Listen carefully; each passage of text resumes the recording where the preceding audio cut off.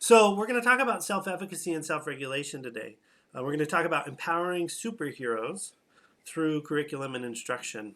And this should be quite good. Now, we've already talked this morning about standardized testing. I want to talk about IQ real quick. And this is similar for other standardized measures. What we know about these tests is that they're really good as a norm reference for telling people where they're at in terms of a group. Howard Gardner, however, at the Harvard School of Ed, he calls them the dipstick method, whereas there's this kind of idea where students have this kind of like smart juice inside their head, and you can stick in a standardized test dipstick for about 2 hours, 2.5 hours, pull it out, and you can see where they line up in terms of just a single number. And he says that's kind of weird, especially considering that IQ is not associated with well-being in later stages of life. For example, um, we know that people with high IQs don't grow up and have happier lives. They don't have happier marriages. They don't even have longer marriages. They get divorced just as often as everyone else. They don't have higher pay. They don't get better jobs. They're not less likely to get mental health issues. Um, a high IQ is really correlated with just one thing, and that's intelligence. That's it. We tend to equate intelligence with ability to function, but it's just not so. And we're even starting to look, I work as a senior data analyst at Utah State. We're looking at test scores out of high school. ACT is actually not that good of an indicator of how good a student's going to perform in college, whether or not they're persistent graduate. A better indicator is their GPA in high school, but not the raw GPA, but instead the percentile of their GPA.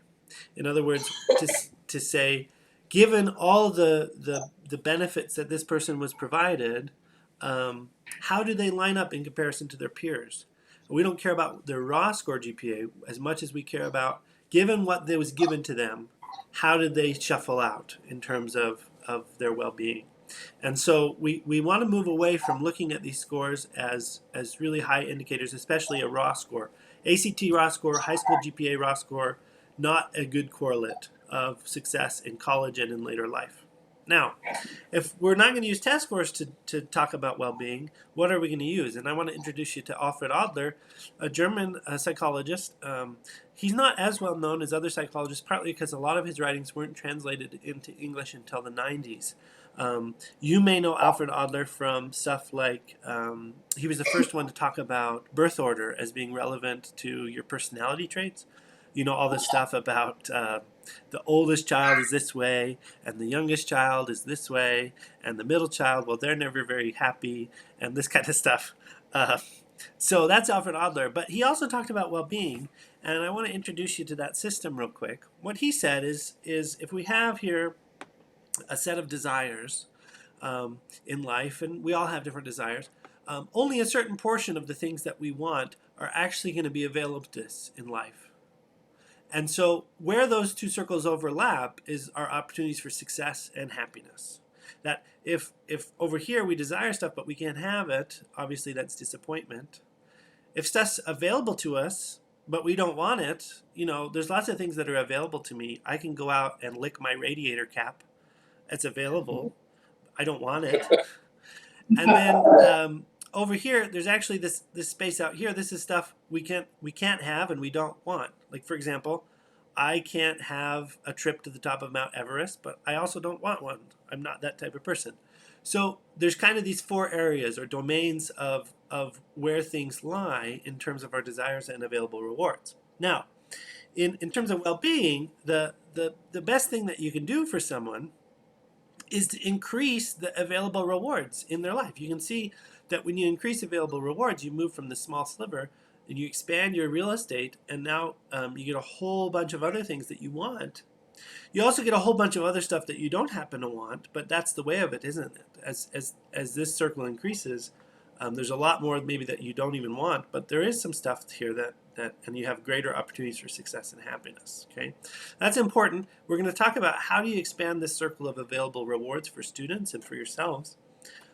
One thing I want to talk about just briefly is that you can change desire, can't you? You can instruct a person's desires and help them to see that something that they didn't think that they wanted that is available to them is actually something that they do actually want. But this circle is much smaller than the previous one because desires are a lot more difficult to instruct. We know that people's motivations in life tend to remain fairly static across the lifespan, and that to hone desire takes a lot more work than it does to increase available rewards. And I think you'll see why in a minute. If we look at this in terms of like Tibetan Buddhism, they say, the Dalai Lama will tell you every time, that the secret to happiness is to only desire that which is available to you. And they have, Tibetan Buddhists have a lifelong practice of honing their desires and moving that into a space where they're only after the things that are actually available to them. But I should suggest to you that's a notice. They, in order to do that, they leave their families, they leave everything behind, and they go and they spend a lot of time meditating and stuff like this. It's not necessarily a path that's available to everyone. So this is probably more realistic for our students. Now, what is it about this available reward circle? Why is that so important to expand? And question, how does it expand? This is what we want to know, is if this is the easiest way to get people happy and give them opportunities for success and happiness, how do we get that circle to grow? If desires are hard to instruct, and if we don't have the luxury of becoming a Tibetan monk, then how do we get this circle to increase so that our students have greater opportunities for success and happiness? And I'll tell you that there's 3 key ways. The first is competence. When you expand a person's competence, they get a lot more available rewards in life. Competence and availability of rewards are nicely correlated. And if you can increase a person's competence, like for example, if you can teach them about, for example, DNA and cell structures and stuff like this little quiz that you did at the start, if they get good enough at it and they're competent enough at it, they can work for, a healthcare company doing some kind of research and making $400,000 a year or whatever it is. Competence is nicely associated with available rewards that people are able to have in life, and not just through salary. When you're more competent, you're also more successful in your personal relationships. You have happier marriages, they last longer. You have happier children, more pro-social attitudes, and your happiness isn't as tied to your salary. You can make, whatever, $40,000 a year and still be deliriously happy because you're so competent that you know how to make the most of what you have.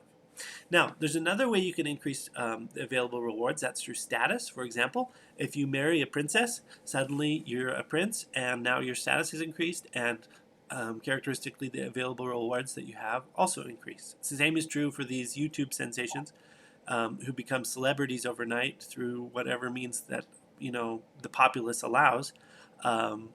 Through gaining the status of fame, these 14-year-old, 13-year-old YouTube stars increase the rewards that are available to them in their life, and a lot of those rewards happen to align with their desires. The other way that you can do it is through funding. If you win the lottery, for example, suddenly there's a whole bunch of other things that are available to you.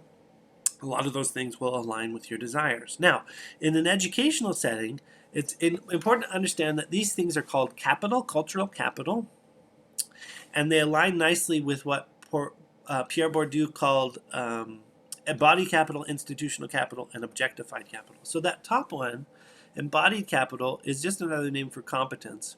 The reason why it's embodied is because you take knowledge and you embody it. It becomes yours. For example, you learn Shakespeare, and you come to love Shakespeare.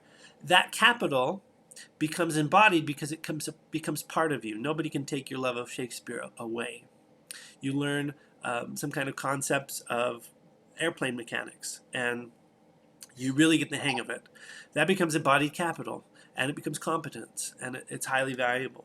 Now, the next level down is institutional capital. In education, that's equivalent to like earning a degree, getting a diploma, and that gives you status, right? You can say, well, I'm a graduate of this school, or I'm a graduate of this school, and that's an important thing to have. Notice that status and competence are not aligned. They often are aligned. Institutional capital is meant to represent embodied capital, but we know even in universities there's a slogan that goes around, C's get degrees. I don't know if that goes around in the high schools, but the idea here is that, hey, look, I can get status and only only increase competence to a certain degree, and that's alarming when that's going on. But notice these two are very different things. You can stand two bachelors of arts graduates who got their degree in the same major and the same emphasis next to each other. They're both holding the exact same piece of paper. Both says their name. Both says Bachelor of Arts in whatever degree. And there's kind of a known reality that those two pieces of paper may look the same, but there's no way we can tell if they actually mean the same thing in terms of competence. They mean the same thing in terms of status, but in competence, well, one may have worked hard and really embodied the capital that was being offered. Another one may not have worked that hard and still was able to earn the same piece of paper. The third level down is objectified capital. We'd think of that as funding, where you just have a bunch of cash, and so you're able to throw it around, and that's nice. But notice that there is a hierarchy here. The higher you go, the more enduring stability that the capital has. So for example, embodied capital cannot be taken away from you by force, whereas it's very easy to lose, like your lottery winnings. There's high transience in objectified capital. For example, this is why we see so many lottery winners go bankrupt in 5 years, because they get objectified capital, but they don't have commensurate embodied capital to know how to invest it properly and account for everything that they have and keep themselves going. Okay, so this is an important thing to note. The other thing to note about this is if you're in education, you probably understand this simply because what you're being asked to do as a professional in education is enact your embodied capital, and to do so while receiving very little compensation in terms of funding, right? That to be an educator means almost to accept that embodying capital in our students is so valuable to us that we're willing to do it for low pay. We're willing to do it for less pay than probably would be appropriate, and less pay than is often paid in other circumstances, for example, in other countries. And so there's this ethic in the world of education amongst teaching professionals that embodying capital in our students is so important that if we can do it, we're willing to do it at personal loss, and so that we can help the future generation, because we see that this hierarchy is so true, and that if we can get them to love Shakespeare, we've really done something.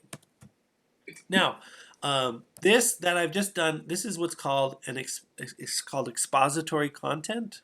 I've shown you a pattern, and I want to contrast that to what's actual learning. Here I've exposed everyone to some patterns, right? I've talked about Adlerian well-being. I've talked about Pierre Bourdieu's model of cultural capital. Both of these things are patterns. Maybe you found them interesting and exciting, maybe not. Maybe you took notes, or maybe you took pictures with your cell phone of my PowerPoint slides, whatever it is. But all you've been exposed to is expository content, or I've just shown you some patterns. And what I want to argue to you today is that just like we talk about in terms of depth of knowledge or Bloom's taxonomy of learning objectives, that expository content is the lower level of learning, because until students start to apply those patterns through what I'm going to call improvisation, we really don't have real, true learning.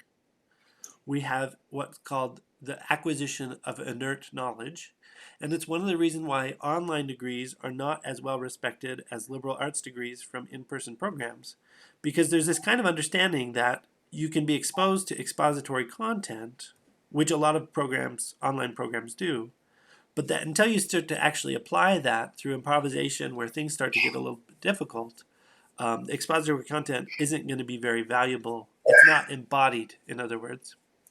And so we tend to look at that and be concerned. Expository content produces inert knowledge. Okay, so let's get back to this functionalism idea. This is this well-being idea that we can enhance a person's functionality in life by simply expanding their available reward through competence, status, or funding. And if we're working in education, we're really talking about competence as the main driving force behind everything that we do. We're trying to increase students' competence so that they have more opportunities for success and happiness. Now, that's the philosophy of the liberal arts education. Here we have a statue of what's called a citizen scholar. The citizen scholar has been described by people like Cicero and all the way back to Plato, where we learn that, yes, in fact, if you can get a person embodying capital and embodying knowledge and using that knowledge effectively, the world will be at their fingertips. That if you can get them to be knowledgeable in terms of the sciences and also in terms of the humanities, and in terms of humanities also, especially in civics, then you can have a person who not only grows up and is competent, but is competent and knows how to pro-socially contribute back to their society. This is manifest in the kind of adage that it's great if you produce in an educational world an airplane mechanic. But if you only teach an airplane mechanic to fix a plane, and you don't use the humanities to also teach that airplane mechanic when not to fix a plane. For example, you shouldn't fix a dictator's plane. Then you haven't produced a citizen scholar. You've produced a laborer who's set up to be a cog in a system that they have no voice in, and they are not the agent or subject of, but they become objects in a system that usually tends to oppress them. And so to produce a citizen scholar means to produce an airplane mechanic who understands the sciences well enough to fix the plane, but also understands the humanities well enough in order to understand that you don't fix a dictator's plane. You rise up and you resist dictatorship. And that's the aim of what I'm talking about here, that well-being, this functionalism, is really predicated not just on individuals' raw talents, their ability to, for example, we see some teenagers dropping out of high school to become computer programmers because they can make $100,000 in their first year because they're good at it. They learn in their basement, they learn off of Google or whatever.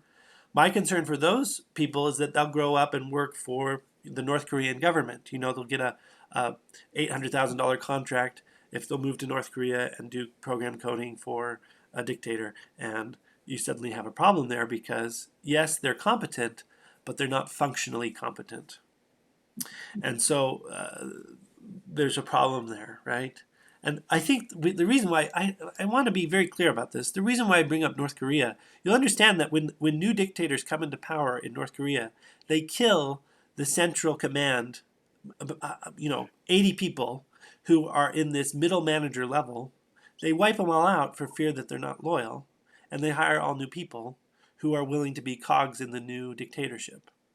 And so you can see that opportunities for success and happiness are really contingent on your ability to be functionally competent, not just raw competent. Now, this moves us into the concept of self-efficacy, because it's so important to understand that what I'm talking about here is predicated on a student's ability to develop self-efficacy. We're going to define it today as the belief that one can achieve greater rewards through effort. And you can see that, in other words, self-efficacy is to say, I see where my circle is currently, this smaller green circle over here, and I believe that if I apply myself through hard work, represented by these arrows, then I can get to a point where I expand my circle. So this symbol is going to represent our self-effective student. You can see how excited they are. They're beaming with self-efficacy. This is our symbol of self-efficacy. And it represents this idea that they can tie their effort to an expansion of that available rewards, or that domain of available rewards. Now, I want you to think, pair, share with each other.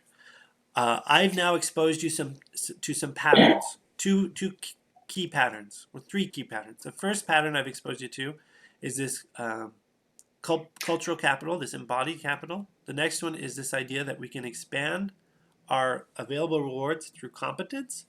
And the third pattern that I've exposed you to is that self-efficacy is the belief that one can achieve greater rewards through effort. So those are the three patterns. What I want you to do, because you guys are educators, you guys know all this stuff in either intuitively or you've already heard some of this in your education. What I want you to do is spend 5 minutes and apply these patterns. I understand that you're sitting in groups of 8, so it'd be helpful if you kind of worked in groups of 7 or 8, 6 or 8 or whatever, and kind of share out as a group and kind of talk about these patterns as you've seen them play out in your work as an educator. And I'll come back so that you can see me. Okay, go.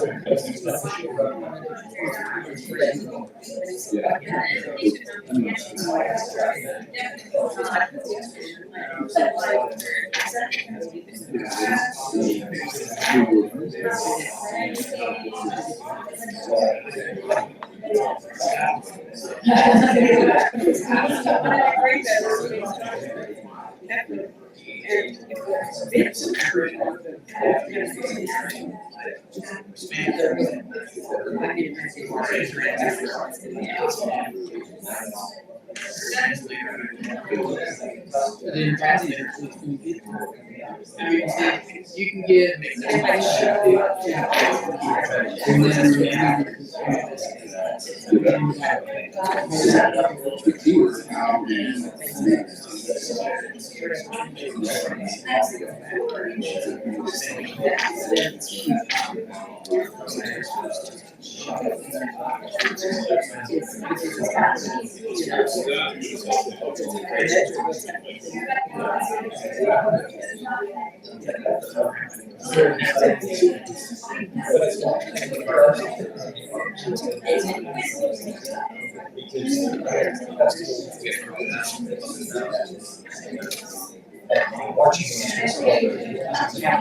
We'll take about another minute.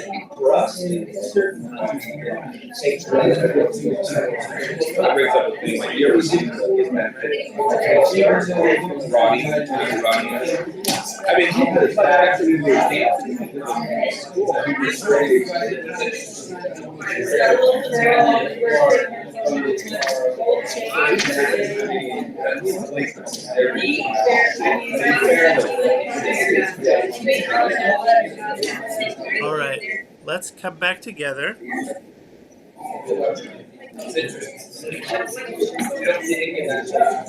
And now, what I'd like to hear, I'd like to hear some people share out. But what I want you to share out, if you're going to share out, I don't want you to repeat what you said in your group. I'd like to hear some people share out some things that they heard from others that they really liked. What stood out to you about this topic that you heard someone else say that you really liked?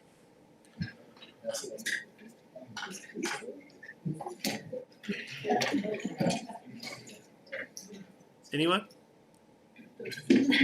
One of the ideas that I heard, I'm off the screen, but one of the ideas that I heard that I liked is that if you can create an experience for a student where they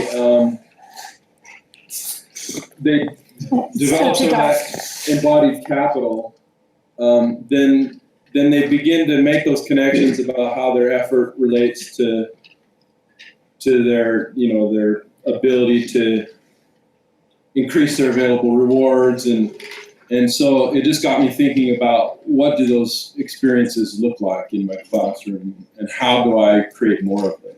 Yeah, good. What else? Let's have one other person share out. Somebody over there on the dumb side of the room. Anna.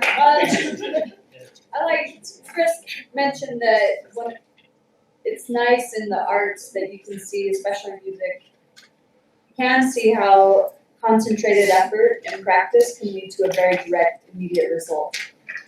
Like he said that there's something in the band that they're playing and it's not sounding very well, he'll say, take 1 minute and fix it. And it just erupts into sound, they're all practicing, and then they play it and it's immediately better. So that we can show that direct correlation between work and success in the classroom. Yeah, excellent. And what I want to tell you about is notice the term embodied capital. It's so specific. When knowledge becomes part of your body, so to speak, when it becomes embodied, it means that no one can take it from you. Even status, conferred degrees can be taken away, right? We know this was the case. Dr. Martin Luther King Jr., unfortunately, in his master's thesis at Boston College, he had unfortunately plagiarized some content. Now, this wasn't discovered until after he was dead. And so Boston College had to meet and decide and determine whether or not to posthumously strip Dr. Martin Luther King Jr. of his master's degree. In the end, they decided not to because obviously he wasn't around to defend himself and explain why those paragraphs ended up in his master's thesis and how they were uncited or whatever it was. And so they said, well, and he accomplished so much, we'll just let him keep his master's degree. But notice that status or educational status degrees, conferral degrees, is something that can be taken from someone, can be taken away. But embodied knowledge, not so. When you get a student to embody knowledge and it becomes a part of who they are, that's theirs for the rest of ever. And that's so important.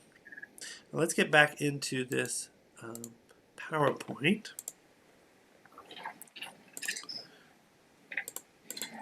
And I want to talk about that hard work that was just mentioned in terms of, if you can teach students that just a little more hard work or effort is going to pay off and really get a good result. It's so true. The reason why effort is so necessary, hard work is so necessary in education is because the world is full of adversity, isn't it? The world is full of adversity. If you needed to describe the context of our ecology, adversity would be at the top of the list. It's one of the reasons why we build structures like homes and buildings is to actually deal with environmental adversity, the weather changes and stuff. It's one of the ultimate evolutionary adaptations is the ability to alter the landscape to create greater stability to ward off adversity. So for example, when a beaver builds a dam and gets all in there and nice and cozy and warm, or a termite builds a mound, or human beings go into the Emirate Desert and build Dubai. Like this is basically meant to mitigate the effects of adversity in those harsh environments. The world is full of adversity, and it's the one thing that makes hard work so necessary. The other thing the world is full of is failure. And I'm not going to let this run too long because it's so painful to watch. But failure is just part of everyday life. And I want to talk about adversity and failure in terms of our natural tendencies. There's 3 laws of nature that all organisms respond to and that operate by. The first is to increase pleasure, the next is to decrease pain, and the third is to be lazy. That's the natural way to go about life. So, for example, a great white shark will spend 23 and a half hours a day being lazy. Great white sharks, for 23 and a half hours a day, swim slow. That's all they do. They just swim slow, swim slow. And then for about 30 minutes of the day, they increase pleasure and decrease pain, in this case hunger, by going to town with a feeding frenzy. And they are powerfully active for about 30 minutes a day to eat and also to mate. And then they go right back to being lazy. And that's a really good example of an organism following this equation. When humans follow this equation, it looks like basically coming home and turning on Netflix and binge watching your favorite season of whatever series, okay? Right? You increase pleasure, you decrease pain, maybe you have some bowl of popcorn, and you just sit there and watch it for 6 or 8 hours until it's 2 a.m. and then you got to turn it off or whatever. Now, the reason why we follow these three rules that all organisms follow is to avoid adversity and failure. It helps us cope with the rampant adversity and the rampant failure that is part of life. Now, I want to take us to Stanford in 1972. Many of you have probably heard this already, but they looked at what helps students reverse that equation. Because if you can only ever follow this equation of increasing pleasure, decreasing pain, and being lazy, you're not going to be a very successful human being. Because you have these three rules are written in your lower brain, in your brainstem and your midbrain, which means if you're only following these three rules, you're not using the upper brain, the cerebral cortex, that outer pink, wrinkly, squishy part, which is really what makes humans so adaptive in our setting as Homo sapiens is the fact that we have a cerebral cortex, an advanced brain. Having an advanced brain allows you to reverse this pattern and actually get a lot more done than if you just follow this pattern. So we go to Stanford and we look at what is called self-regulation. Back in 1972, they did this marshmallow experiment where they put 5-year-olds in front of 1 or 2 marshmallows. And they said, okay, these marshmallows are yours. You're going to get to eat them. They're yours. You have 2 choices. I'm going to leave the room for about 10 minutes. You can eat the marshmallows right now. You can just gobble them up and they're all yours.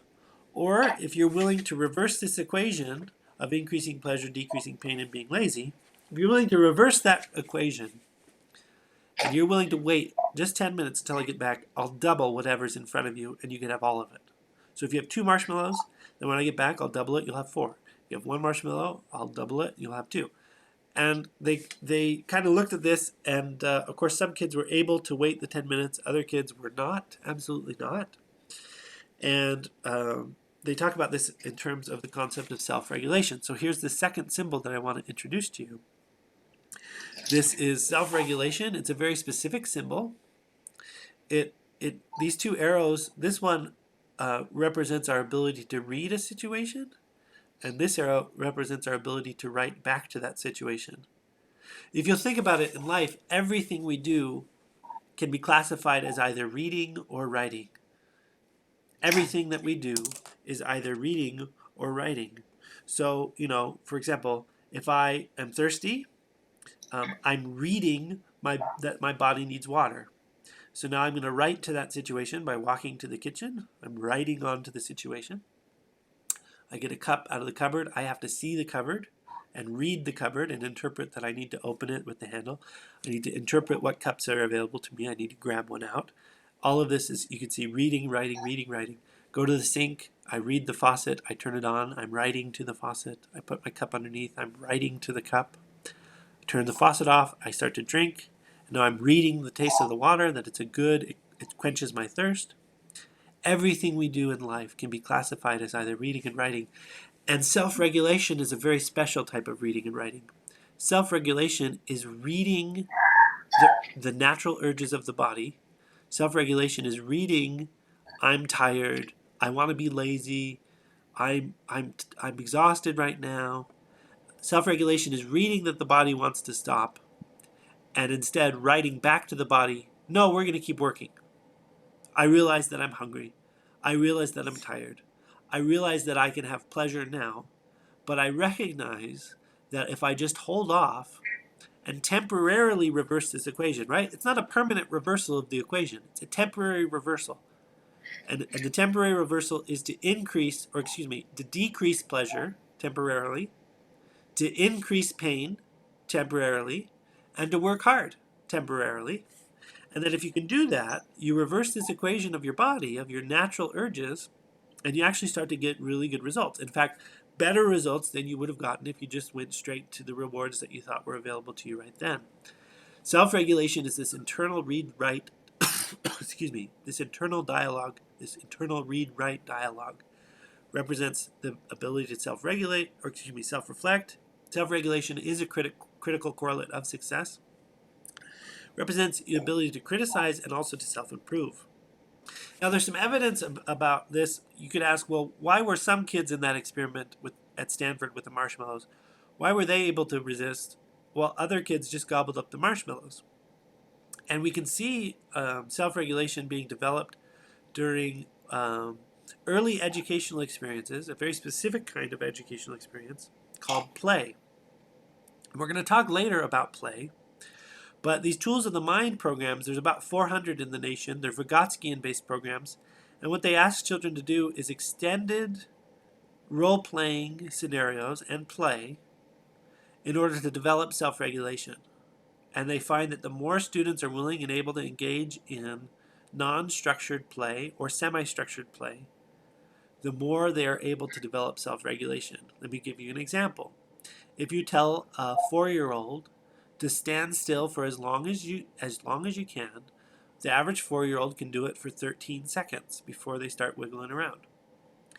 If you introduce a mental game and say, I want you to guard a chocolate factory. You're a guard, and there's marauders that are coming to get this chocolate out of this candy factory, and they'll shoot you as soon as you move. But if you can stand still, then they'll sneak up, and if you're standing still, they'll get close enough to you that you can get them instead.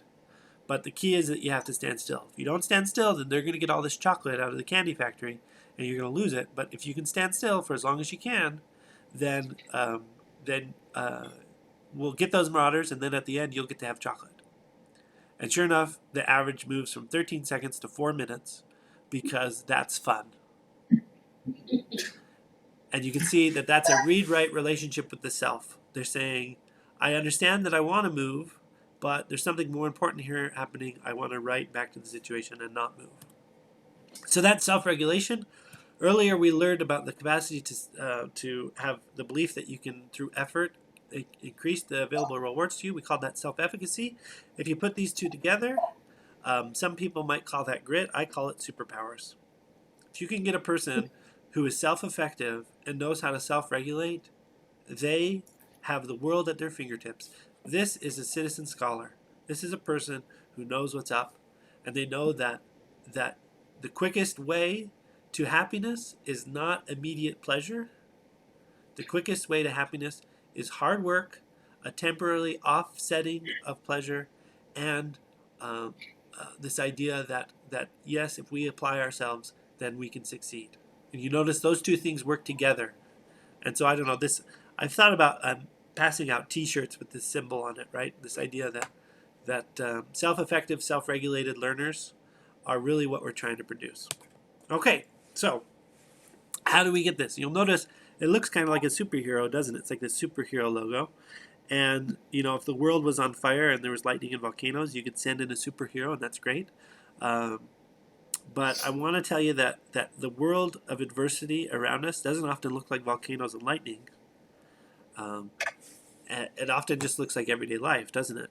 Everyday life is hard, and it's hard for our students depending on a lot of different factors, the support that they get at home, and the privileges that they have in their life, and all these different things. But the one thing that I think that we forget as educators is what student means, what it means to be a student. The word student, if you look it up in Webster's now, says one who is enrolled at a school, college, or university. But the root of the word student comes from the Latin studare, and studare means painstaking application of oneself to some endeavor. To be a student is to be in pain. To be a student means to work hard. And so I would change it that Webster's has got it wrong, and our society has got it wrong. To be a student does not mean to be enrolled. To be a student means to work hard. To be a student means to self-regulate and to be self-effective in application towards some endeavor that matters and that is meaningful to you as a person. So let's kind of look at that a little bit. This is Utah State University. You can insert the image of your school here mentally. You'll notice that all schools, whether it be K through 12 or universities or some kind of professional development environment, all schools are just structured adversity. Structured adversity. So the world is full of adversity. We can send people out into the forest to learn, and that's nice. The reason why we build a massive university or that we build a high school is because we say in our minds, you know what we could do? We could take some of the adversity that exists in the world and we could just structure it, and we can make it so that the students go through the adversity in an environment that has support. We're going to structure adversity because being a student is hard work. Now, I want to talk about this in terms of the animal kingdom again. Every animal is known for something. Elephants are known for their trunk, and giraffes are known for their long neck. Moles are known for digging holes, and sharks are known for biting your face off. Sloths are known for being slow, and kangaroos are known for having a pouch and jumping around.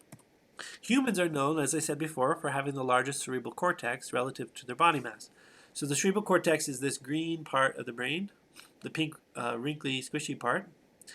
You have the lower brain and the midbrain and the brainstem. Those are all good. But the green part here in this diagram, the lower diagram, represents our ability to think thoughts. Everything else lower gets to the emotional brain, and then down low get the instinctive brain. Not all animals have all three parts of the brain.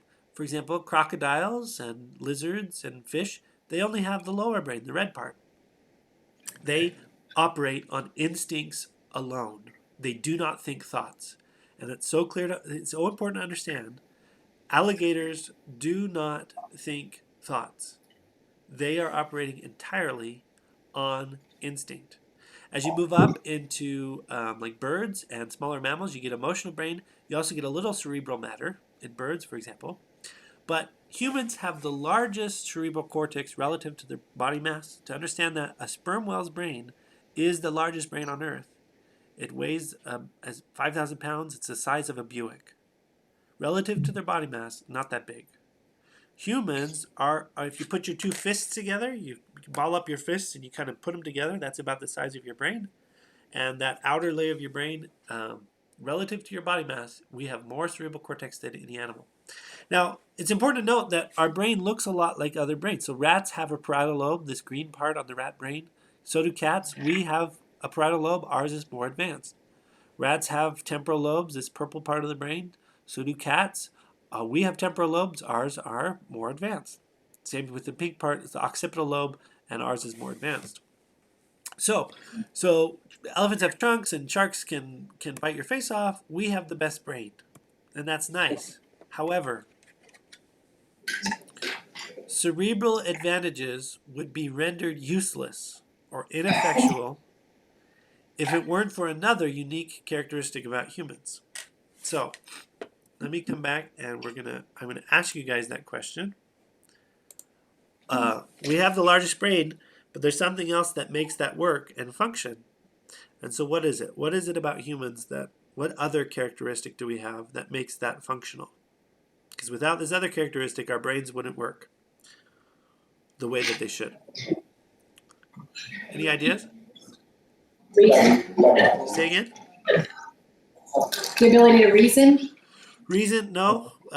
Other animals can reason. Apes can reason. Even down to like dogs can look at your eyes and see which way you're looking and reason through what you desire. That's why dogs are man's best friend. What else? Say again? Social society. Society. Yes, that's actually correct. Usually it takes 8 or 10 guesses to get through. But society is actually the true guess. So good job. That's a gold star. Wasn't that from the side of the room that was supposedly dumb? Isn't that what you said, Diane? That was quick. It was really quick, but it's the correct answer faster than I've seen it ever. So that's true. It's each other. Now let's look how society works in other species and compare it to how it works in ours. Otters hold hands at night when they sleep so they don't drift away from each other. Elephants, I gotta share my screen. I didn't share my screen, so you can't see my slides. There we go. Okay. Otters hold hands when they sleep so they don't drift away from each other. Insert here. Yeah. Elephants, they elect the oldest female to be the matriarch because she has the longest memory, which means she knows where to go to get food when there's drought or flood or whatever it is. Penguins do this really funny thing where they bustle up against the edge of the iceberg. All hundreds of them will all bustle up at the edge of the iceberg. Now they know that leopard seals are in the water and a leopard seal will bite your face off. So they don't want to go in. They don't want to be the first one in. So they bustle up against the edge. They bustle. Pretty soon, pretty soon one will fall in by accident. And then they'll all crane their necks to look and see what happens to Jeff. And sure enough, Jeff gets eaten. So they don't go in, they bustle. Now they do this for another half hour until someone else accidentally slips in. There goes Bob. And they'll look again, and Bob gets eaten. And they'll do this again until Susan gets eaten, and then Sally. And then finally, Marcus goes in, and he doesn't get eaten because the leopard seals has his fill. So he'll come up and he'll say, hey, come on in, the water's fine. And now hundreds of them will all jump in and go and eat their fish and be happy and healthy, right? So penguins use each other in this unique, interesting way in order to survive. It's kind of funny and interesting. Now, we do the same thing. Humans use each other, and I want to just show you this. We have the heaviest brain relative to our body mass, and it's directly correlated. It is directly correlated with the amount of time we spend being juvenilely dependent on our parents. So we have the largest period of juvenile dependence because we have the largest brain. As you go down and you get a slightly smaller cerebral cortex compared to your body mass, you get a slightly less length juvenile dependency. So we have a juvenile dependence anywhere from 12 to 16 years, 18, whatever it is. Orangutans are the next highest, 7 years. You go down through the apes. Elephants, their brain is the next, level, or whatever it is. You should go down, and now elephants have a juvenile dependence of 2 years, and all the way down through a rat. I don't know what a rat is. It's a matter of days, right? They spend raising their kids, and then they send them into the world. So other animals have juvenile dependence. Other animals have large brains. Ours is the largest, so we are the most socially dependent species out there. We cannot live, and you can see this in terms of a little baby. If you give birth to a baby and then you just leave it to survive, it'll die every time.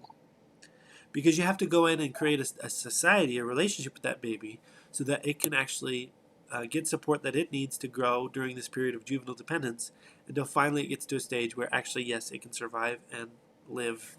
But if you don't do that, the brain is wasted. So we create culture, we create society, and it's a beautiful thing. It allows us to pass our survival skills on to the rising generation. It's pretty exciting stuff. So we need each other to learn how to survive, and we do that through dyadic interaction. All societal interaction is dyadic. The fundamental unit of any society is a dyad that involves frequent, affectively pleasant interaction combined with consistent, stable caring. So affectively, this is emotionally pleasant. So affect is emotion. So frequent, emotionally pleasant interaction combined with consistent, stable caring. All of society functions as dyads. Even now, right now, I'm interacting with you as a huge group of people, but I'm interacting with you as a body of one. We've created a dyad. A dyad is just two bodies that read-write with each other. Here's that read-write relationship again. Right now, I'm writing to the situation. You're reading what I'm writing, and notice as a presenter, you really treat an entire audience of 40, 80 people, whatever it is. You treat them as a single body, and then we open it up for interaction where I can read what you guys are writing.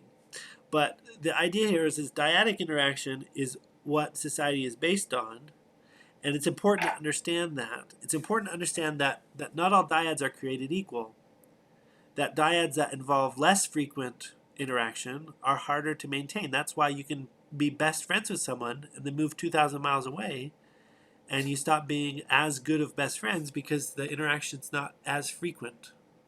Or you can have frequent interaction with someone, but it's not emotionally pleasant interaction, and that's a lesser quality dyad. Or you could have frequent, effectively pleasant interaction with someone, but it's not consistent. I used to date a girl. She was a lot of fun to date, but then there were sometimes she would double book herself. So I'd show up to pick her up for a date, and she'd be off, at some club event, and she had forgotten that she'd double booked herself. And then I would say, well, I guess then we just need to stop seeing each other. And she'd be like, no, I like you so much, and I can't. Like, I'm sorry, I just don't have all this stuff.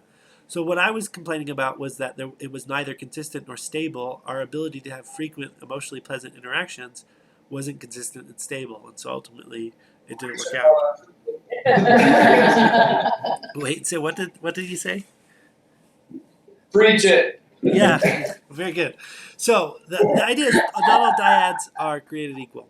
Okay, now I want you guys to think, pair, share again, and identify a dyadic relationship you had in middle school, in high school, or college that made a real difference in your life. This could have been a peer interaction, or a mentor, some faculty member or teacher or coach, or whatever it was, that through a dyadic interaction, remember, frequent, effectively pleasant interaction that was consistent and stable, that made a real difference in your life. So go ahead, think, pair, share.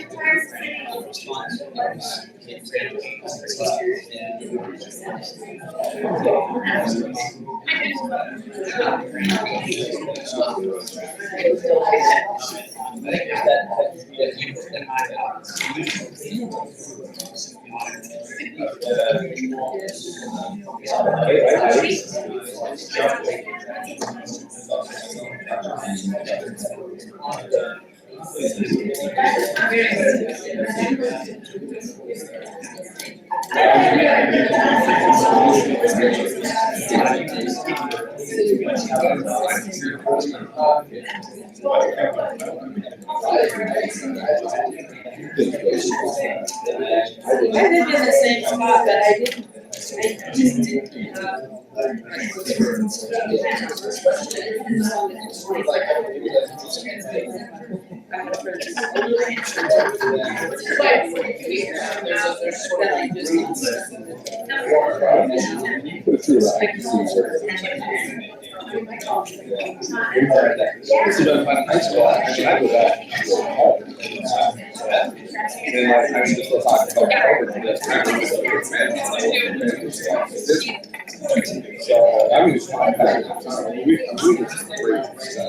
It's funny if you're together and kids here.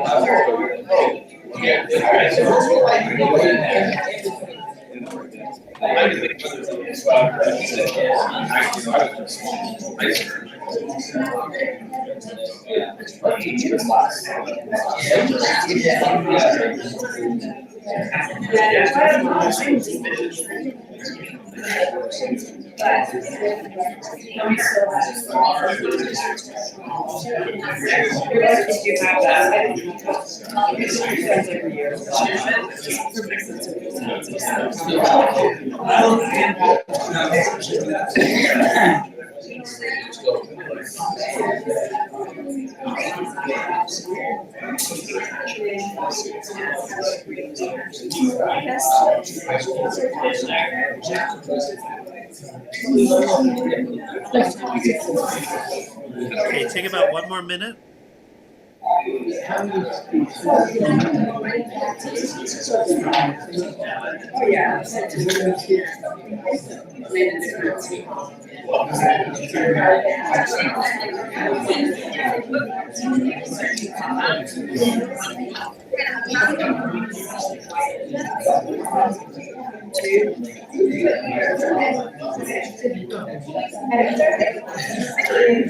Okay, let's come back together as a group. Okay,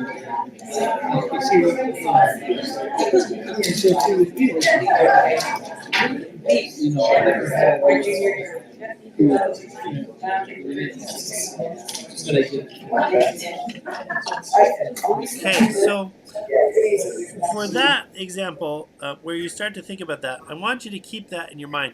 It's possible that because of the amount of time we spent, not everyone got to share. That's okay.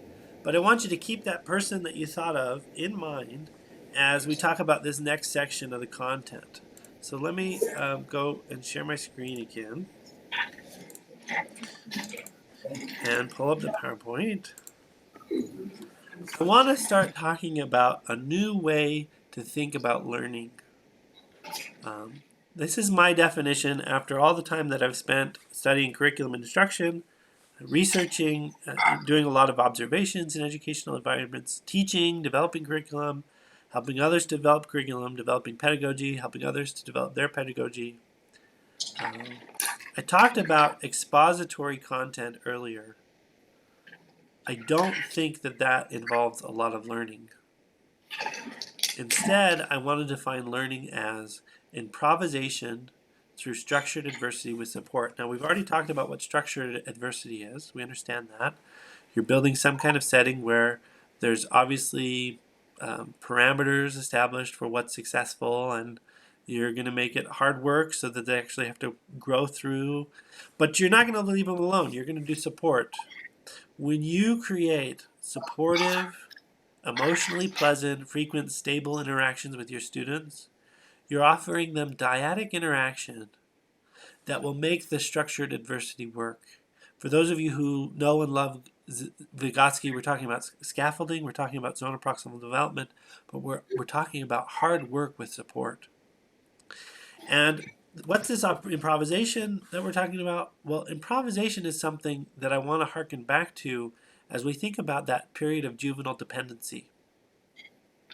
Because you'll notice that whatever else childhood and adolescence is, it's a lot of improvisation. One of the reasons why we think kids are so cute, especially as they learn to talk and walk and as they develop initial competencies, is because a lot of what they're learning is improvised. You know, I have a little kid who's learning how to speak, and he says breakfast for breakfast, and that's adorable. Breakfast. Breakfast is improvisation. It's this willingness to attempt something, even if it's not right, a willingness to try, and it's adorable. We're endeared to it, and it's a sign to us that we should nurture what's happening, right? It's like kids are so cute. We want to nurture them, and we say, oh, that's adorable. I should nurture you. I should help you to be more competent. And in fact, we have this other kid who's growing. He's just now getting to a point where he's stopping this cute phase of his childhood, and he's entering the more competent phase of his childhood. So everything he does is quite competent, and he's no longer this our cute little baby boy. He's now definitely a child, definitely with an opinion, often an opinion that contrasts with his parents' opinion. And that's fine, but it's definitely less improvisational, and therefore it takes on less of that tone of, oh, how cute, because they're improvising. Now, we talk about learning versus content exposition. Notice that a lecture is very clearly content exposition. Now, there's place for lecture, there's place for like what I'm doing right now. Obviously, we have to lay out track and say this is a pattern that you guys are going to use. But until you actually start to put that pattern into place, you haven't started to learn. We know that this is true. Content exposition leads to inert knowledge. You can give a lecture, a student could get 100% on the test, but then when they enter the real world, they may not harken back and even remember anything that they got 100% on, simply because they've never had that depth of knowledge of how to learn how to apply it. It's one of the reasons why we have such a problem with standardized tests, especially multiple choice tests, right? You guys know that New Jersey used to be 37th in the nation in educational outcomes. And all they did was they switched their state standardized tests from multiple choice to open-ended everything. No longer multiple choice. In 2 years after doing that, New Jersey had jumped from 37th in the nation to 15th in the nation, simply because everyone in their educational system realized that if the state standard was open-ended assessment, that they needed to teach so that students actually learned the content, not just memorized the patterns, but actually learned how to apply it. That depth of knowledge, or that Bloom's taxonomy of application analysis, creativity, synthesis, and evaluation. Evidence from MIT, we don't need this because you guys had this right at the start. How many of you took biology classes and then in the interim you didn't continue to use the knowledge, and because it was inert, you no longer remember those questions? Whereas those of us that continue to use the knowledge, we have a lot less memory loss. So that's learning as I define it. But I want to show you that improvisation is really, we have a name for it. It's called play. And I want to spend the rest of our time talking about play. So play is a set of pleasurable activities, frequently but not always social in nature, that, and here's the key, imitate the serious activities of life without consummating serious goals. Play answers the question, what's possible here? It asks it in a non-serious, non-threatening, low-stakes environment where all ideas are on the table. It imitates serious activities, so it's productive for developing competence, but because we're not consummating serious goals and no serious goals are on the line, the ability to function and to activate oneself becomes unhinged, and you really open up the possibilities for developing self-efficacy and self-regulation are drastically enhanced. Let's look at that in terms of the animal kingdom. Well-being in later stages of life is enhanced by the experience and the improved status that play confers. Insects do not play. Insects do not have periods of juvenile dependency, nor do they have cerebral cortexes. You'll remember this in Charlotte's Web.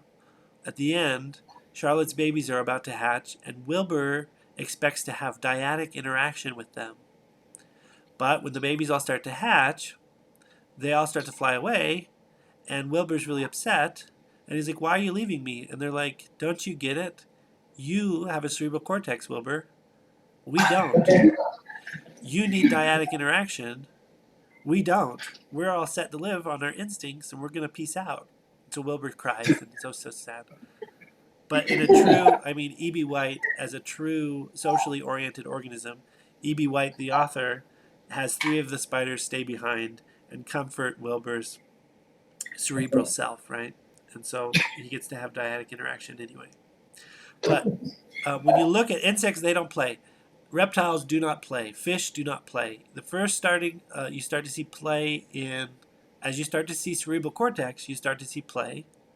It should tell you it's pretty important. You see it in birds, in their mating rituals, and then all mammals play. Not all mammals play the same way. For example, rats know like 2 different games they know how to play. Cats know 3, dogs know like 18, and humans know an infinite variety of ways to play. So let's look at a cat. Cats know 3 ways to play. They can stalk. Second, they can pounce. Third, they can bat. Now, what serious goals of life is stalk, pounce, bat imitating? Hunting, yeah. So the reason why this is so important to understand is that it's a trifecta.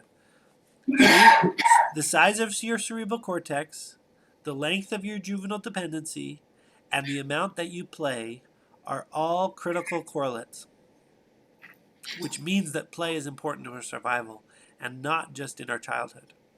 Cats learn how to play in order to develop self-efficacy. They learn how to play at hunting by hunting things like inanimate objects, like leaves They hunt each other, their siblings, because notice the developmental appropriateness of hunting your sibling, because they're at the same stage of a development.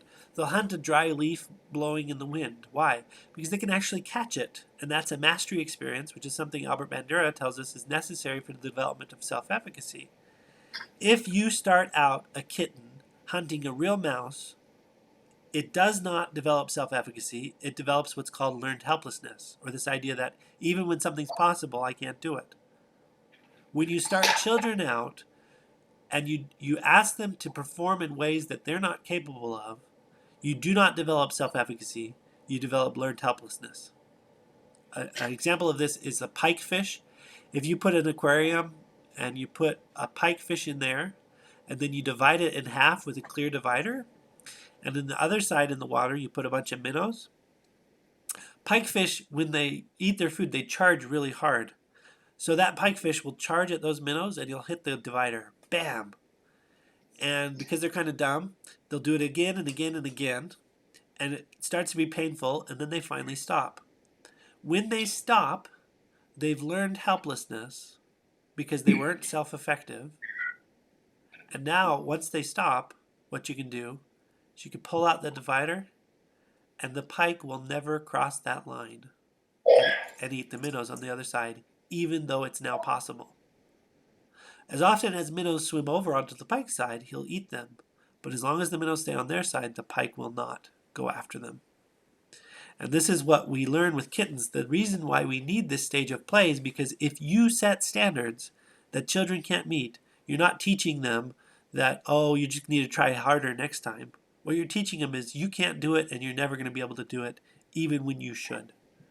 One of the reasons why high stakes testing for early developmental stages, even up through high school, is extremely problematic, especially when the scores are being exposed to the children and to their parents, because the message there is, hey, the time to play is over, and now you need to consummate a real goal in your life. What you need to do is get a good test score, and if you don't, well, that's going to affect you for the rest of your life. And we get into this self-fulfilling prophecy zone. If you want organisms called mammals to be successful, you get them to play. You get them to play often, you get them to play actively. And of course, we know this, like when puppies are taken away from their siblings too early, they actually grow up and they do things like bite people, and they do things like run away, and they're really problematically behaviored. The reason why they're problematically behaviored is because they didn't have enough playtime with siblings, developmentally appropriate stimuli. And so they never learned how to bite just the right amount, or they never learned how to stay with the pack. They never learned that society actually confers rewards that you want to have. It comes with some costs, but those are worth the rewards. So play is so essential, and when we look at it in the human environment, this is what my research has been about for the last, I don't know how many years, 3 or 4 or 5 years, where I've been looking at how play confers improved status for human beings, especially extended periods of play. I've been doing semi-structured interviews of successful people and asking them, hey, where'd you get your start? And you just were awarded this massive award and recognition. Where did you get your start with this? It's funny, they always take me back into their middle school and high school and college days, and they talk about something that's very eerily similar to play called extracurricular activity, where they got their start in, like a photographer in Chicago, for example, who got her start messing around with cameras in high school and having a mentor who kind of showed her some patterns of 8mm versus digital versus all these things, and then that persisted through college, and now she makes good money in Chicago and had just recently received a award, which is why she was selected as a participant in this research. But they all these people that I talked to about, hey, how'd you get your start on this path to success? They all go back and they say, hey, there was this time where I had this semi-structured, open, ambiguous goals where I was just kind of messing around with something, and I started to get really good at it. And the messing around with something is the idea that as you're allowed to play, you not only develop self-efficacy, but you also develop self-regulation, of this ability to say, okay, I'm having fun, so I'm going to forego, whatever it is that I would normally get back to because I'm having such a good time learning. I've also done some observations in a lot of schools where play is being allowed in kindergartens, first grade, second grade, and on up through fifth grade. And then also observation of extracurricular activities, and develop this model of how play works in the schools. Um, so it's a 5-level model, and it represents down here. I mean, it's kind of like Bloom's taxonomy almost turned on its head a little bit, and also depth of knowledge is down here too.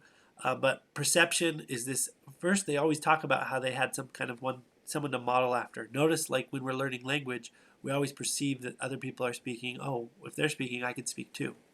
Then there's this play that goes on. It's low stakes or no stakes. You're just kind of messing around and trying to get the ropes or get the hang of it, where you're not being judged. So you're actually a lot more willing to improvise and a lot more willing to try things out.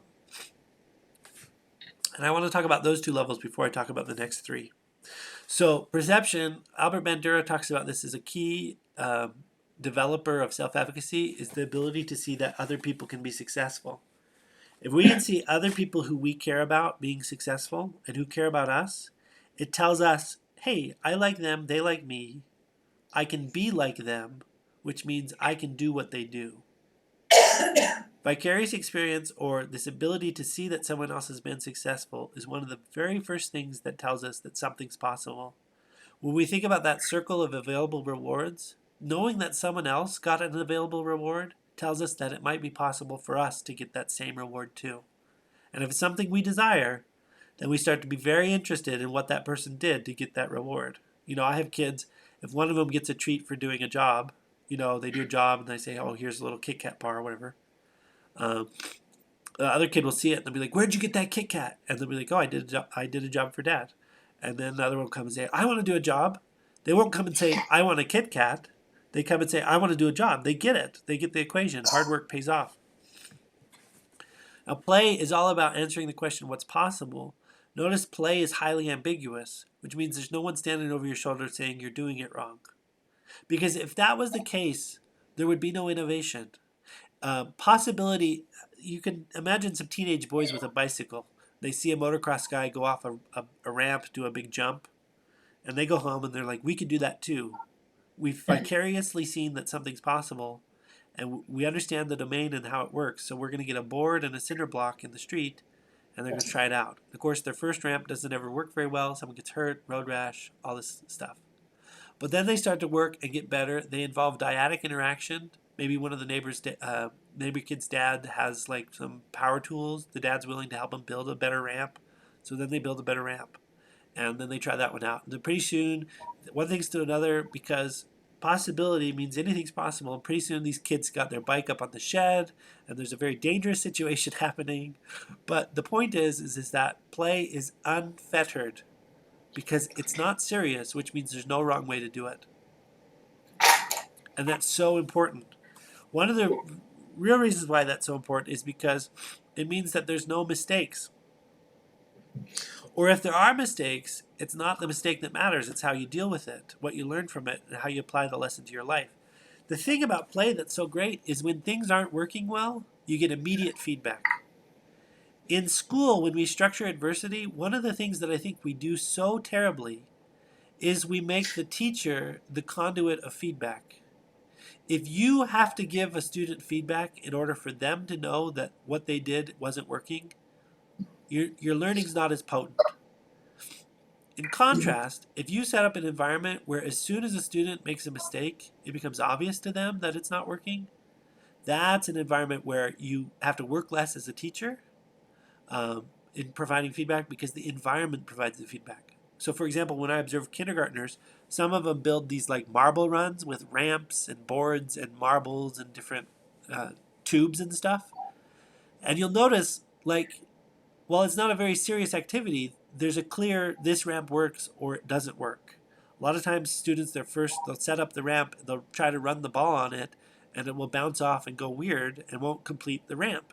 And immediately they start changing it. They say, oh, that didn't work, and I'm going to go back to it. The teacher's not even present, and they're already learning that, oh, this didn't work. And then when they come back to it the next time, because I start observing these classrooms at the beginning of the year when things are exposed to them, manipulatives like that, and I watch their development, so that by January, February, they get to a point where they've learned how it can go wrong. So their first setup on Thursday is a good setup. It runs, and now they have the chance to expand it because everything's ambiguous. There's no rules, right? So we see this going on. So play is all about possibility and about environmental feedback rather than having to wait for some authority to give you feedback about your performance. It's one of the reasons why like class presentations are such a good thing to assign people to do, because you get immediate feedback. If the presentation's going well, you can tell the audience going with it.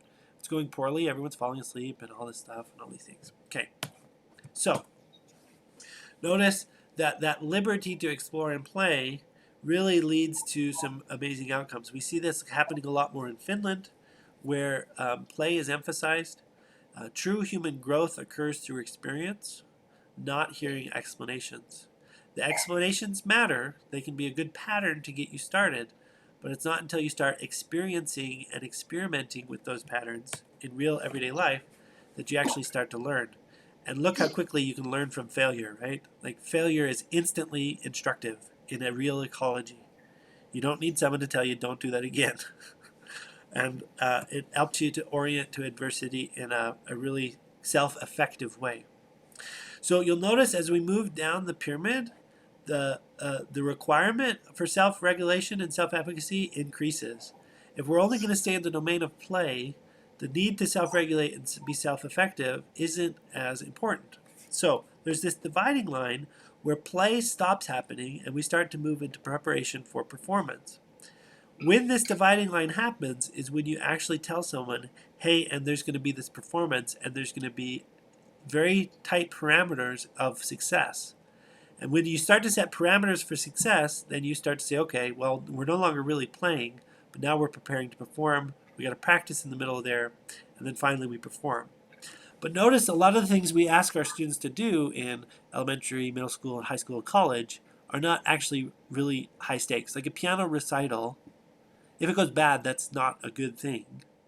But like you don't lose your job as a piano student. Like you just try again the next time. It's still, everything that we do in education is still actually in the domain of play, because most of what we do in education doesn't actually have any true stakes. And if it does, then it probably has to do with like seniors in high school and stuff, where they're taking their juniors, they're taking the ACT, and there actually really is stakes there. But notice that we need to remind ourselves that a lot of what we do is not that serious, but we can play or pretend as if it's serious in order to help students develop self-efficacy and self-regulation. So learning is this improvisation or this play that is allowed to happen through structured adversity with support. In these interviews, I found some features of highly potent extracurriculars. Solo performance, like in speech and debate teams, seems to be more potent than team performance, because in a team performance, your wins and losses are shared, which means you can diffuse responsibility for the win and the loss to others of the team members. So you don't basically, the need to read right to yourself isn't as high as it is when you're solo performing. But both are good. Both of these activities develop self-regulation and self-efficacy. Both are helpful. The more detailed the feedback the student receives, the more it develops self-regulation and self-efficacy, partly because it models self-regulation. It models, like, if this judge, whoever it is, Judge Schultz, thinks that this about me, maybe I need to start thinking the same way. Maybe I need to be self-critical in the same way. And we can take these patterns that a judge offers us, because it's play, it's not serious, so we don't take the ballot too seriously. Then we say, okay, I can take this on and start to criticize myself also, because I see that this is not about my worth, this is about my development. And that's a self-effective person who knows how to self-regulate, can read a highly detailed ballot and get a lot of feedback from that. Notice that in athletics, because there's so many people on the field, it's often very hard for coaches to give highly detailed feedback to their players. But the coaches that are really very successful are the ones who figure out how to get the students working together to give each other feedback, or to get feedback from the game and to take it positively and not think of losses as personally, like, not to think of as a loss as a personally relevant thing, to think of a loss as more information about how we can do better next time, but not as an indicator of our self-worth. A loss is just a call to work harder and to be more self-effective and self-regulate. The photography student in Chicago who's doing so successful, she shared the story in her college photography class of how her instructor, she brought in a set of 18 photos that were really great, and but her instructor said, no, 17 of these are actually poor, and this 18th one, it's your new standard. I don't want to see you bring anything that's lesser quality than this 18th photo. Well, this was a student who had thought all 18 were great, but as soon as her instructor showed her the pattern, they workshopped it as a class, and they said, what works so well about this 18th photo that's not working as well in these other 17? She started to see the pattern, and then she took that into her life and into her career, and now she makes $60,000 a month taking people's photos. And it all went back to that single instance of structured adversity, which was the workshop saying, hey, we're not going to accept all 18 of these. We're only going to accept one of them. And then that support, that dyadic support of like, okay, here's the pattern that we're seeing that's going to work so well. And then she took that and started to improvise with it, and now she does quite successful. Okay. So the parameters of success are revealed as we go deeper on the pyramid. And as we approach performances, it requires a greater need for self-regulation and self-efficacy. If you can think about a concert pianist, their ability to self-regulate is extraordinarily high. When we're talking about like a Mozart piano concerto, your pinky has to hit the D flat at exactly the right moment. And just 2 milliseconds before your ring finger hits the, E or whatever it is. And the self-regulation that's required in a musical performance is extraordinarily tight parameters of success. So that when you hit a wrong note, everyone knows it instantly. Oh, that was a wrong note. It's one of the reasons why piano students, music students, do develop more self-regulation and self-efficacy and have more academic success because they tend to understand that mistakes aren't something to tie to your self-worth. They're something to learn from and continue to work at. In terms of highly potent extracurriculars, notice that a lot of what's going on is going on the student's free time. The student signs up and they say, hey, I'm going to do this because I want to do it. I'm going to spend hours. I'm going to stay till sometimes 10 o'clock at night doing this because I want to be here. Or in like debate, they talk about going to the grocery store to meet all the parents and drive down to the tournament on Saturday. They're showing up at the grocery store at 4 a.m. so that they could drive into a tournament and be there by 8 in the morning. And then they're not home until like 1 in the morning. And that's all on a Saturday.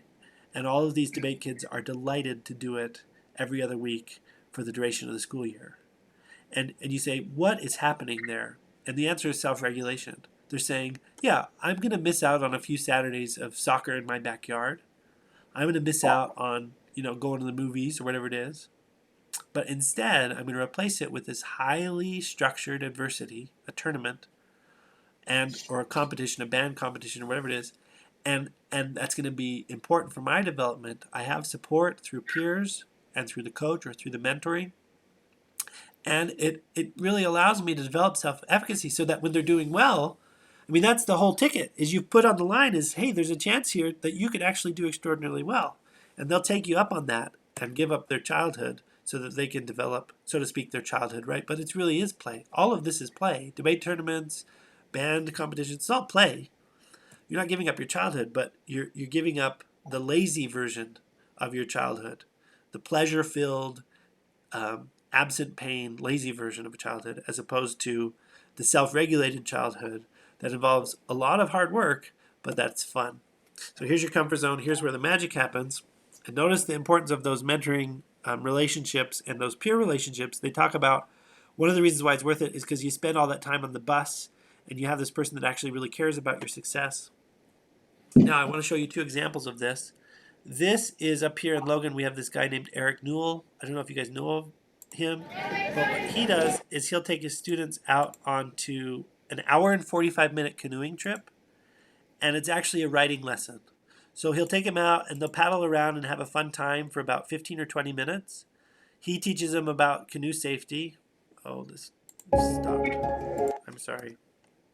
He teaches them about canoe safety, and then he actually does a writing lesson right here in the boat. So let's listen to his writing lesson. So this is actually writing class. So let's listen to his writing lesson. Gently, can you see that? I'm going to put that phrase down. Gentle rain. Or how would you describe those ripples that you see? Any ideas for the raindrops? And what shape are they? Circular ripples or rippling rain? I'm going to do what I told you not to do, and that's stand up in the canoe right now. And the reason for that is when they're all tied together like this. I can't tip us over. Really? Give these guys, you see the paddle boarders out there? What does it look like? They're green. Why don't you guys write spring green down? I like that. Great. Spring green. You have different adjective you want to put with it. The adjectives are the words that describe the nouns, right? You said mountains. Now, again, a good writer, instead of just saying mountains, would say, well, what are these mountains called? And when you look at the well fills right here, what do you notice about it?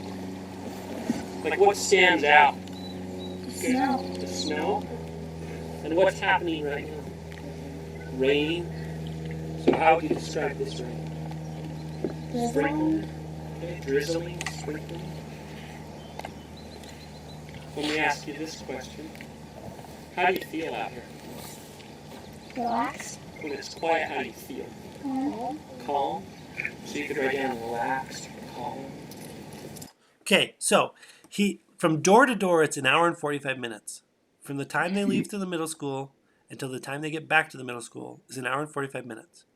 There's about 15 minutes of transportation in there. There's 20 minutes of them loading the canoes and playing around, having a good time. Then he does a 40-minute writing lesson. And then they do 20 minutes of free writing. And I want to show you the results of this. He's going to have them read this is the first time out.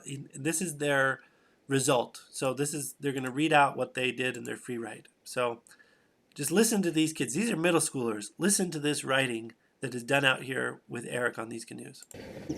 As we were silently gliding in our canoes across the wetland, I heard a cacophony of sounds from different birds flying over our heads. We passed by cattails and dogwood. It blows gently around us. There is a distant thunder, but the sun is shining bright. We got into the canoes surrounded by the spring greenness of the world, the sunlight shining down on us.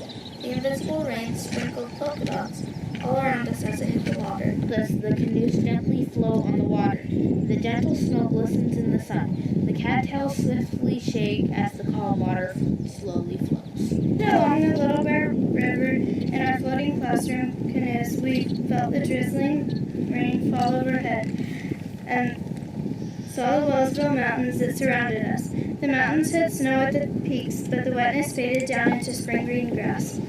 Ibis birds and red-winged blackbirds flew over the water. So you can see how potent that is. And it's because he takes them out into a real lived experience and has them actually use their motivations on the water to guide their writing. In Texas at Connolly High School, they're using Watson and serious game design as a form of play in high school to help help students learn how to code. This is about a 3-minute video, so I'm just going to let this play. And this is our last thing, and then we'll go into questions. Danny. Here. Christian. Here. Michael. Here. Madison. My name is David Conover, and I teach serious game design here at Connolly High School. This is an at-risk school with close to 2,000 people. The students come from a disadvantaged background, but it's my end game to make sure that these students go on to higher education or to get a job in the industry. His students have modded Minecraft. In their version of the game, you're flying a nanobot through a human body. And in doing so, you are killing off the elements that are a part of the infectious disease. And what was really interesting, and the reason why he reached out to me, was because he wanted to integrate the entire game experience with IBM's Watson. Watson comes in and interacts with the student's game. And this is truly mind-blowing because now we're getting feedback from Watson through the gameplay, and this is what hasn't been done yet. And this is what's truly significant because we're bringing cognitive computing into game design? We actually have developed a game development ecosystem on our platform as a service, on IBM's Bluemix. And so what we did is we started to work directly with this particular class, giving them a recipe to follow with regards to not only how to stand up an instance of Minecraft on Bluemix, but also how to integrate it with different services available there, including our Watson services. So you're a level designer too? Yeah. Within this construct is the key or the code that will allow us to connect the dots between STEM, game design, serious game design, and Watson. What I'm drawing is actually a disease monster that is based off of tuberculosis. Whenever it catches you, it'll attack you, and you'll have periodic bleeding damage. And the only way you can fix it is finding vaccines within the map. They do the research, they create their own companies, they become their own project managers. This class has given us more than we signed up for. It's teaching us how to program, it's teaching us how to code, it's teaching us how to make good teamwork skills. Yeah. This isn't just a grade for us. We're not learning for tests, we're actually learning for our own benefit. I want to become a writer or a coder. I want to be in the group that makes the good product that really gets people to enjoy what we're trying to do. This is a path that could lead me to exactly where I want to be. Art is a big part of me, and I express myself in art in a lot of different ways. You can just create entire worlds for people to explore, or you can create little tiny stories for them to enjoy. They are seeing their research come to life through their game. And once that happens, that's when full immersion takes place. That's when full engagement takes place. And that's the dream of every teacher, is to have that engaged classroom. I do want to see one day that a game comes out that has one of my drawings or one of my ideas in it, and just see other people enjoying it. I think that would be just the greatest feeling in the world. And I think this is just the kickstart. This is just the beginning. Okay, nice little advertisement for IBM there. But what I want to give you is a toolkit here. It's 6 things. Play is essential for growth. Play facilitates both self-efficacy and self-regulation. Self-efficacy and self-regulation make hard work manageable. Self-efficacy and self-regulation make hard work manageable is such an important concept. Studenting is hard work by design. School is structured adversity or structured hard work. And here's the kicker that you should note. University students that go to 4 years liberal arts schools, they pay. They're paying out of their own pocket. And what they're paying for is dyadic interaction. They're not paying for content exposition with peers and mentors. That's why people want to go to a university. Universities are containers of people, containers of opportunities to have dyadic interaction. And so I think it's important to note how important it is to look at, if people are willing to pay for this, it must be pretty important to us. So here's the little toolkit to expand those available rewards through that competence. And remember that learning is improvisation through structured adversity with support. Now, this is not just a call for the way that you want to interact with your students, but it's also a call to the way that you need to start acting as a professional. You may look at some of what's been going on. Eric Newell out in the canoes, Brian Conover at Connolly High School doing the serious game design. And you might say, well, yeah, but I can't do any of that because I'm just stuck in the bureaucracy that I'm stuck in whatever, Alpine School District, and Utah has core standards and all this stuff. But if you start to think of your professional role as more playful, where you're developing self-efficacy and self-regulation through improvisation and structured support that you're clearly being offered, I suspect that you might be able to see that not only are certain outcomes possible, but they're within your grasp as a person who has the ability to self-regulate and to be self-effective, even in great adversity. And that's my message to you, and I want to leave that with you here. Are there questions?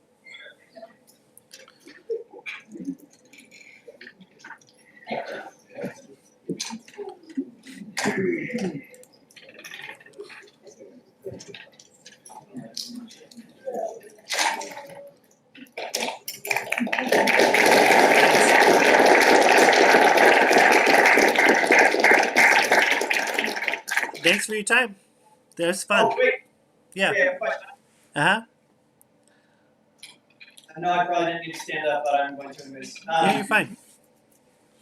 I'm wondering what well, if you were in our shoes, Uh-huh. if you were a high school teacher right now, obviously, I'm inspired, I'm excited, and I'm also overwhelmed. And I want to implement this. What's the first step? What do you recommend? How do we get the ball rolling? Yeah. So the thing that you need to do is look at this in terms of play is low stakes, no stakes.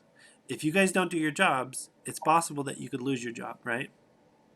And that's pretty scary. So you have to look at the system that you're in, and you have to say, the system sets certain bounds that are parameters under which I need to function.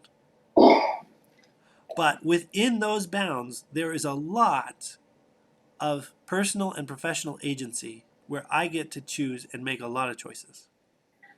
And I would sit down and start saying, what do I want to accomplish for these students? How can I structure adversity to help them develop self-efficacy and self-regulation in my content domain or content area? And the other thing that I would do is to start working with like-minded partners. Not everyone that hears me talk is inspired. A lot of people are put off. And it's partly because they feel upset, or they feel like, oh, I can't do this, or he doesn't know what constraints I'm under. And the ticket is to come up against that and to say, no. Yeah, he understands that there's constraints. He understands that it's not all ponies and rainbows. But if you can find like-minded partners, remember that dyadic interaction? If you can find dyads with your peers and with your mentors, your administrators, where you can actually start to develop some of this stuff and lay out new track with this new model, you're going to start to build consensus, and when you get results, they'll be indefensible. I've talked to a lot of people about this. A lot of my students get pretty incensed in their own schools because when I teach a full semester class, a lot of this stuff comes through not just in 2 hours, but over the course of like 45 hours of content. And they'll get to a point where they actually start to loop in their principals and superintendents and start saying, hey, look, we need to change this. We need to go to the legislature and advocate for a different policy that allows us to operate more autonomously than what's currently in place.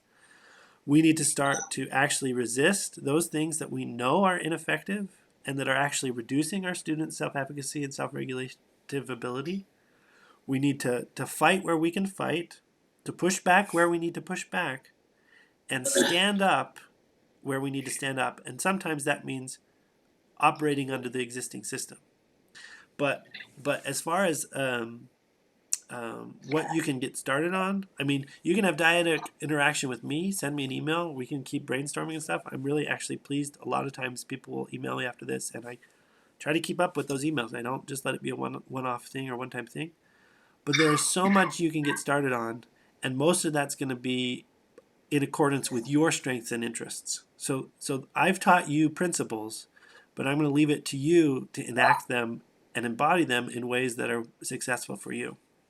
I hope that answers your question. Thank you. Yes. Any other questions?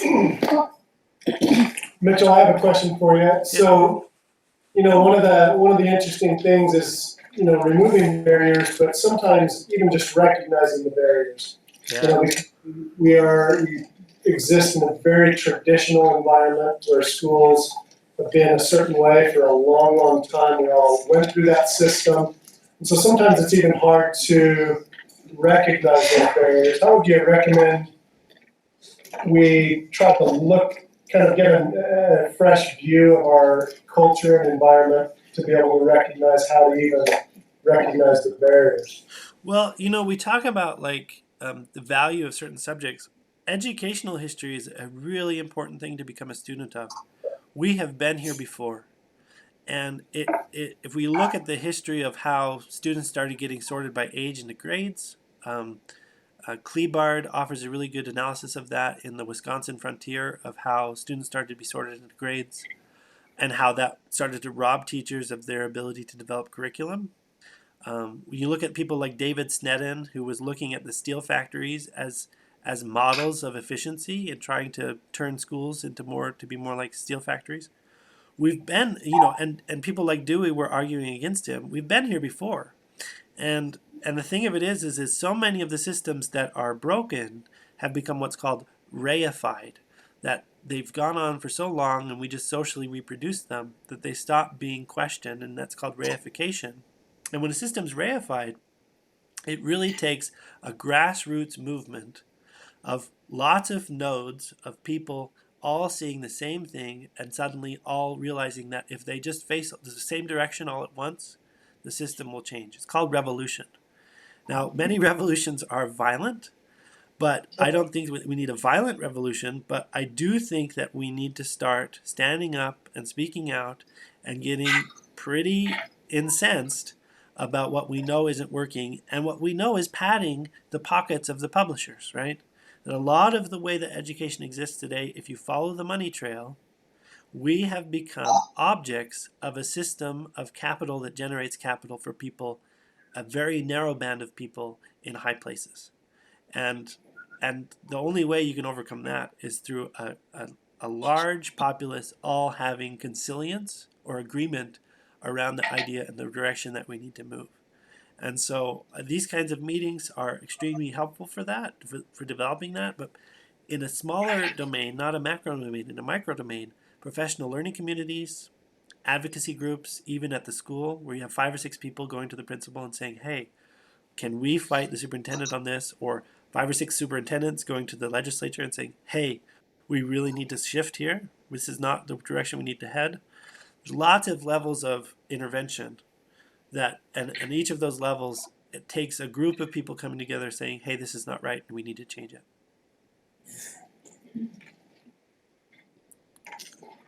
I have another question. Yeah. So, we just recently had an accreditation visit. One of the questions that they asked was, how often do we dig into the data of student achievement? You're probably aware we're required to administer common assessments and go over data and remediate based on the data, and that is supposed to be what we're collaborating about. What would your vision of what good collaboration look like based on what you were telling us? Yeah. We have an hour a week. What would you think we should spend our time doing? So there's some good papers on this, written by there's Finnish authors. So I'm going to tell you the Finnish authors. One is Hokka, Hokka, and he co-authors with the author Etela Pelto, which is Etela, Etela, Etela, Pelto, Pelto. They also co-author with Vahastahanen, but I'm not going to spell that for you. And they talk about professional learning communities and the ways that they're structured. There's some key elements to professional learning committees. I'll give you 3. One, they're elective, which means they're not top-down. An administrator doesn't assign you into an effective PLC. What a PLC develops from agency, people saying, hey, I want to meet with you and you and you. Can we get together and have a talk? PLCs are agentic. They're created by those who they are constituted of. Second, PLCs are ongoing. They're not just a one-off thing.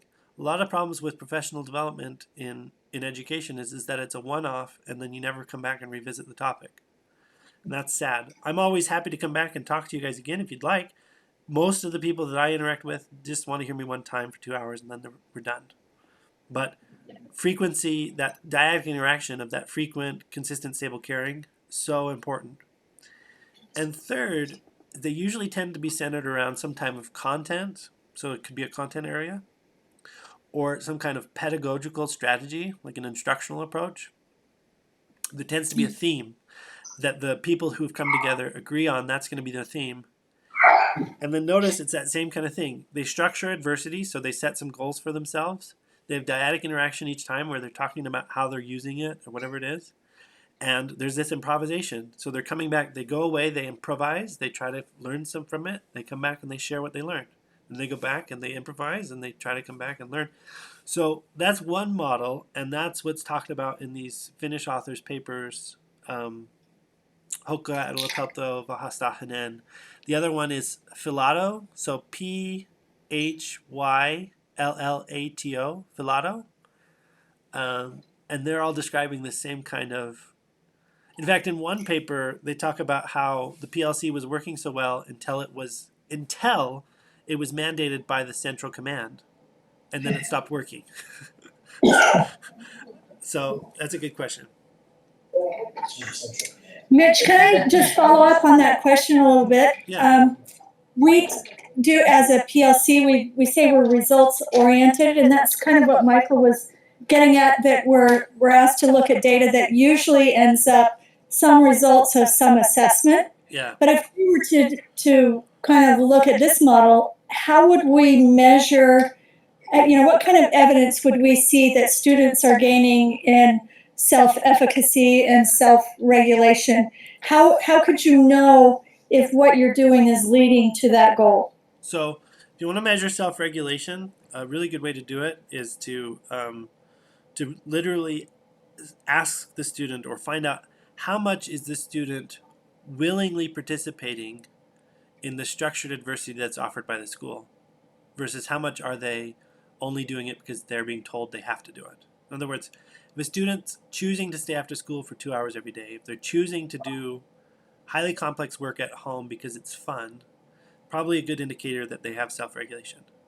If they're resistant and they have to be led by the hand through everything, good sign they don't have self-regulation. There's a way you can operationalize that, but a lot of what you want to do as a teacher is not standardize these assessments. You know which students you have are self-regulating and which ones aren't. You know, as a supervisor, as a principal, you know which staff members you have that are self-regulating and which ones that are just going through the motions, right? It's easy to be present with a group of people and ask them to work hard and find out really quickly which ones are actually doing the hard work and which ones are trying to slide through. So that's self-regulation. Self-efficacy is just a simple ask, do you believe you can succeed, or whatever it is.